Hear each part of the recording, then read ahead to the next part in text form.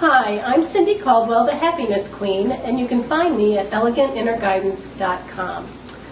We're here this month. We've entered the month of May 2013, and we're segueing from our theme in April of fear, and this month our theme is inner guidance. I want to give everyone some ideas about following your inner guidance system, because for so many people that's a mystery, or it may be totally foreign, like inner guidance system, what's that?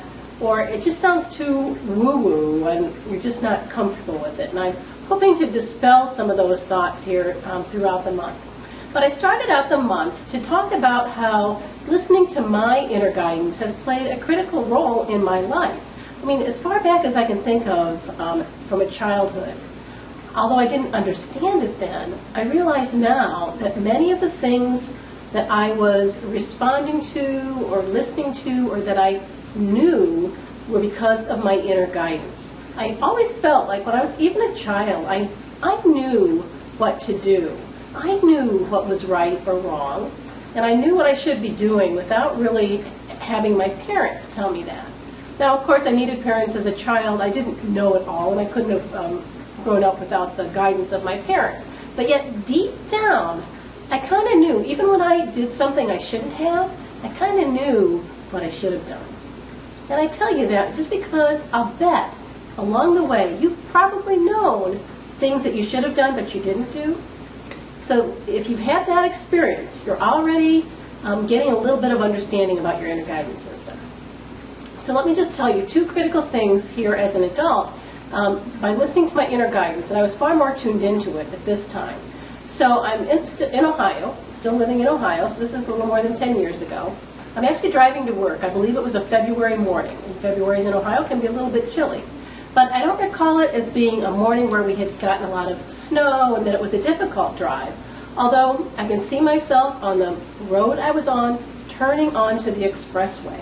And I get this voice, I guess you could call it, or just this knowingness, now's the time to move to Phoenix. It was kind of like, out of the blue, I'm thinking, huh? Then, Well, I had thought in the past, in prior years, that one day I would move south to a warmer climate.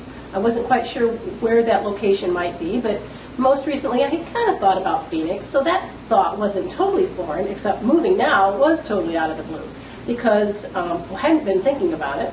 And I had an elderly mother who I was responsible for taking care of, and I certainly didn't think I would be moving until she may pass away at some point in the future.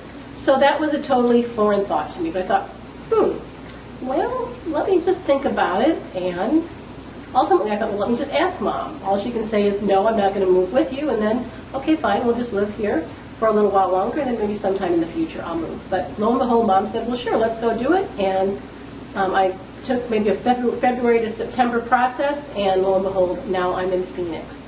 And the critical part of that piece of the story is, had I not followed that guidance, had I not responded to it and at least investigated, could I move? Did Mom want to move? Could I afford the real estate here? What would I do about a job?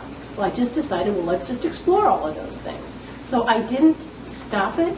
I allowed it to unfold, and I followed my guidance. And then, lo and behold, I'm here, and although along the way, for years, I had prayed that a wonderful man would come into my life. Well, nobody had.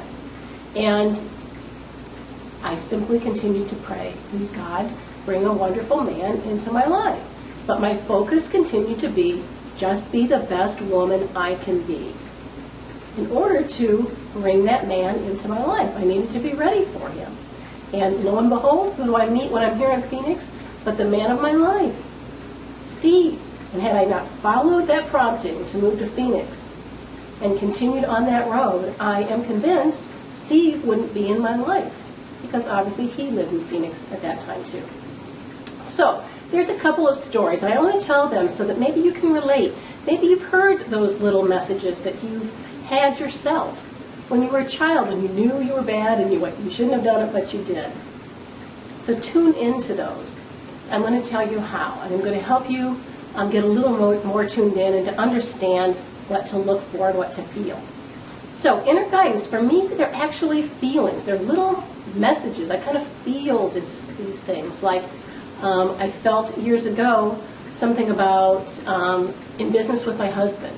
And that was years ago when I was in Ohio and I had no husband. And I didn't know what to do with that information. But I just sort of set it aside and just kept progressing in my life. And lo and behold, here, now that Steve's in my life, we are doing business together.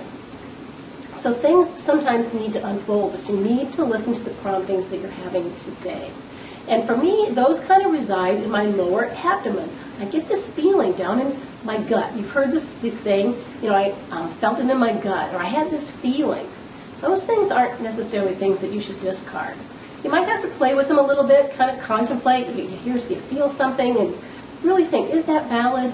And over time, if they're valid, they're going to pop up again. Just as that message about being in business with my husband popped up for 20 years. But you know they're valid when they continue to do that. But if you have feelings in your lower gut, in your abdomen, I've heard, although this doesn't happen for me, that some people just sort of feel it in their heart area, some people in their throat. I can't vouch for that, but if you might feel it in those areas, it could be valid. But you just simply get this knowingness, this feeling. It's kind of like a voice. The direction sort of articulates itself to you, like move to Phoenix. There were no voices saying that to me. It was just this knowingness at that time. So my, assignment for you, or my desire for you, is simply play around with that. Think about your life in the past. Have you ever had those feelings that you knew what you should have done, but you didn't do it, and somehow it became known that you should have done it? Maybe things didn't turn out quite the way they would have had you really done what your gut was telling you to do. Many of us call it intuition. We think, I should have known. Why did I do that? I should have known better. And so often it's because there's other people in our life directing us to do other things, and so we think, well, that's not such bad advice, and maybe they know more than I do, so I'll do that. I've had those circumstances in my life too. And almost every time, they've never turned out right. And every time I've said to myself, I should have listened to my gut. I should have listened to my intuition. Those were the days before I really understood my inner guidance. So think about it. What times have you done things you knew you shouldn't have done, and that you should have listened to that intuition, that inner guidance? Think about it. And next week, we're going to talk more about your inner guidance, how to better tune into it, and how really that's the clue. Listening to those things are the clues for living the life that you're here on this earth to live. I'm Cindy Caldwell, the Happiness Queen at ElegantInnerGuidance.com. Thanks so much for stopping by.